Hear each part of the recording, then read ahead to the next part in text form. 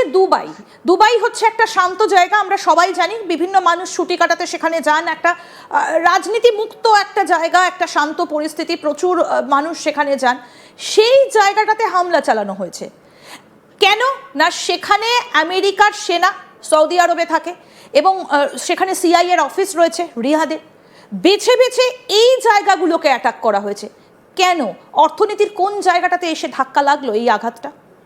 Madam, আপনি বললেন না দুবাই নিরীহ মিষ্টি জায়গা না কি একটা বললেন, ওটা মোটেই নয়। দুবাই যথেষ্ট রকম আমেরিকাকে জায়গা দিয়েছে, দিনের পর দিন কূটনৈতিক ভাবে আমেরিকাকে জায়গা দিয়ে আমেরিকার ইনভেস্টমেন্টের একটা হাব হলো দুবাই, প্রথম কথা। দ্বিতীয় কথা হচ্ছে দুবাই ছাড়াও সৌদি আরবিয়া তার এন্টায়ার তেলের যে প্রোটেকশনটা, সেটাই ইউনাইটেড স্টেটস অফ আমেরিকা। আজকে সৌদি আরবিয়ার এন্টায়ার মিলিটারি মানে মিলিশিয়া কন্টেন্টটাই তৈরি করেছে আপনার ইউনাইটেড স্টেটস অফ আমেরিকা। কেন সেটা হবে? কেন দিনের পর দিন এমন কন্টেন্ট, এমন ঘটনা তৈরি করবে যার জন্য একটা দেশ, সেই ইসলামিক হোক নন ইসলামিক হোক, আই ডোন্ট কেয়ার, কেন দিনের পর দিন সেই দেশটাকে ব্যাখ্যা করতে হবে যে আমরা যা করছি সেটা আমেরিকাকে জানানোটা প্রয়োজনীয়? কেন ব্যাখ্যা করতে হবে? আর সেই ব্যাখ্যা না করলেই সে আক্রমণিত হবে, তাকে আক্রমণ করা হবে, তাকে দে উইল বি অ্যাটাকড। আজকে ভেনেজুয়েলার সাথে যেটা ঘটেছে, আজকে ইরানের সাথে সেটা ঘটছে। ইরান রিটালিয়েট করছে, ইরান ইনভেস্টমেন্ট ইনফ্রাস্ট্রাকচার এস্টাবলিশমেন্টের উপর হিট করছে, সিম্পল অ্যান্ড স্ট্রেট। কারণ ইরান বুঝতে পেরেছে যে আমাকে তোমরা ইকোনমিক্যালি ধূলিসাৎ করবে, আমিও তোমাকে পাল্টা মারবো, এবং সেটাই করছে ইরান। ইরান যেটা করছে সেটাও অন্যায়, এবং ইরান যেটা করছে সেটা কারণটাও অন্যায়।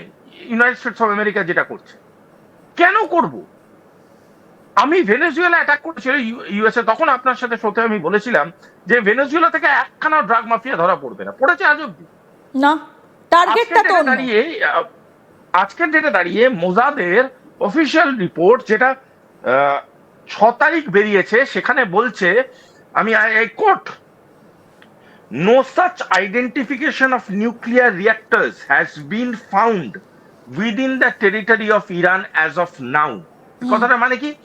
নিউক্লিয়ার রিঅ্যাক্টর পাওয়া যায়নি ইরানে, তার মানে তাদের নিউক্লিয়ার রিসার্চ কি করে ধ্বংসাত্মক হয়? কোন বেসিসে ধ্বংসাত্মক হয় সেই রিসার্চ? কি প্রমাণ করতে চাইছেন? মিথ্যা কথা, একটা ন্যারেটিভ তৈরি করে। আমেরিকা মিথ্যা ন্যারেটিভ তৈরি করছে, আমেরিকা মিথ্যা ইনফরমেশন নেটওয়ার্ক তৈরি করছে, এবং এই ইনফরমেশন নেটওয়ার্কটাকে সে বাজারে ছড়িয়ে সিভিল ডিসোবিডিয়েন্সকে সামনে রেখে দিনের পর দিন এমন একটা প্রক্রিয়ার মধ্যে গোটা ব্যাপারটাকে আনছে, যেই প্রক্রিয়াটা কোনো না কোনো ভাবে, কোনো না কোনো পদ্ধতির মধ্যে দিয়ে গোটা বিশ্বের স্টেবিলিটি নষ্ট করছে, এবং সে দিনের পর দিন অন্যায়ভাবে তেল এবং বাকি ইকোনমিক জোনগুলোর উপরে থাবা বসাচ্ছে। তাই এটা বিরাট বড় অন্যায়। বেশ, তাই জন্যই সৌদি আরবিয়াকে কোনো কারণ ছাড়াই অ্যাটাক হতে হচ্ছে, কোনো কারণ ছাড়াই দুবাইকে অ্যাটাক হতে হচ্ছে। বাট অ্যাকচুয়াল কারণ যেটা, যার জন্য তারা অ্যাটাক হচ্ছে, সেটা আছে পর্দার পিছনে। তারা যে মদতটা দিচ্ছে, সেই মদতের জন্য আজকে তাদের সেই কিমতটা চুকাতে হচ্ছে, আর কিছু। বেশ, আমরা যদি একইভাবে ওমান বা কাতারের কথা বলি, সব থেকে বেশি গ্যাস আমরা বাড়িতে যে জ্বালানি গ্যাস ইউজ করি রান্নার জন্য, খুব সহজভাবে বলতে গেলে আমরা যে রান্না করি, রান্নাঘরের হেসেলের যে গ্যাসটা আসে সেটাই ওমান থেকে আসে। ওমান প্রোডাকশনটা বন্ধ করে দিল। এইটাও কি কোথাও গিয়ে একটা আমেরিকার নজরদারিতে? কারণ এটাও তো আমাদের বিশ্ব অর্থনীতির কাছে একটা বড় ধাক্কা। কারেক্ট। আমেরিকা দেখুন 3-4টে দেশের সাথে গায়ে পড়ে কিরকম ঝগড়া করছিল, এই 4টে দেশের সাথে গায়ে পড়ে ঝগড়া করার পিছনে কারণ কিন্তু এই গ্যাস। একটা হচ্ছে ওমান, একটা হচ্ছে কানাডা, একটা হচ্ছে অস্ট্রেলিয়া, এবং অপর একটি কান্ট্রি হচ্ছে এই এই এই কাতার।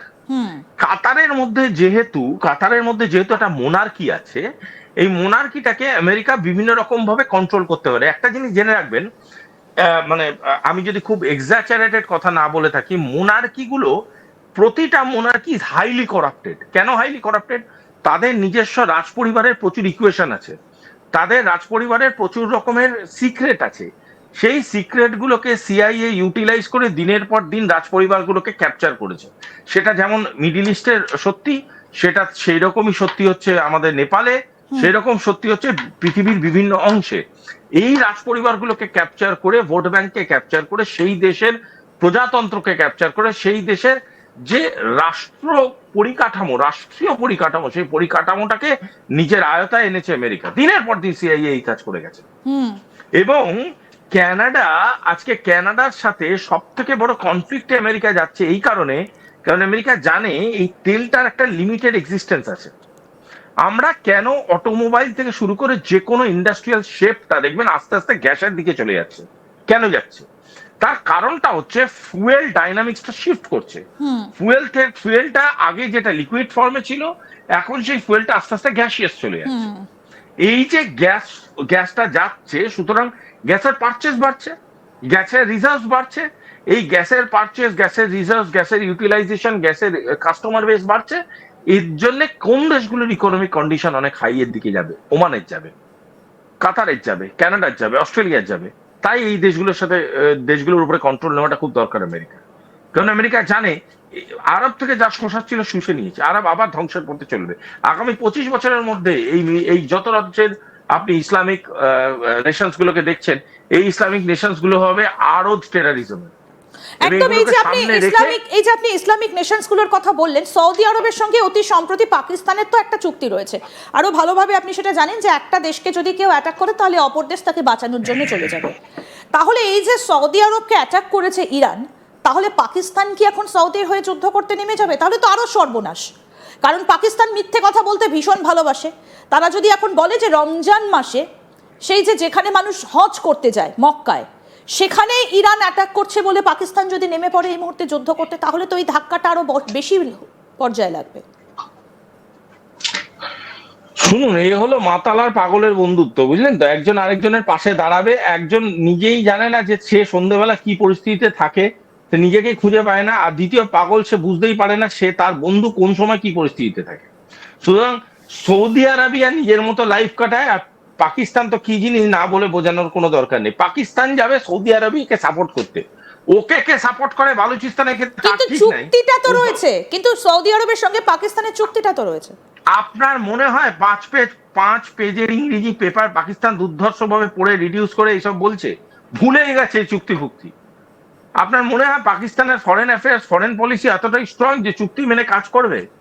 পাকিস্তান যা মাথা থেকে বেরিয়ে গেছে ব্যাপারটা। পাকিস্তান এখন কনসেন্ট্রেট করছে কিভাবে আফগানিস্তানকে আটকাবে, কিভাবে খাইবার পাখতুনখোয়া আর বালুচিস্তানকে আটকাবে। পাকিস্তান এখন যাবে সৌদি আরবকে সাপোর্ট করতে। সৌদি আরবকে সাপোর্ট করুক না, দুদিনে ইরান ঠিকানা দিয়ে দেবে এদের। দুদিনে, আমি আপনাকে বলছি 48 আওয়ার্স পাকিস্তানের একদম করাচিতে এবং ইসলামাবাদে স্ট্রেট হিট করবে ইরান। ওরা দেখিয়ে দিক। একদম। শুভাশিস, আপনি আমাদের সঙ্গে থাকুন। আমরা এবার যে আলোচনাটায় আসবো যে ইরান কি তাহলে বিশ্ব অর্থনীতিকে একেবারে হাতের পুতুল বানিয়ে নিয়ে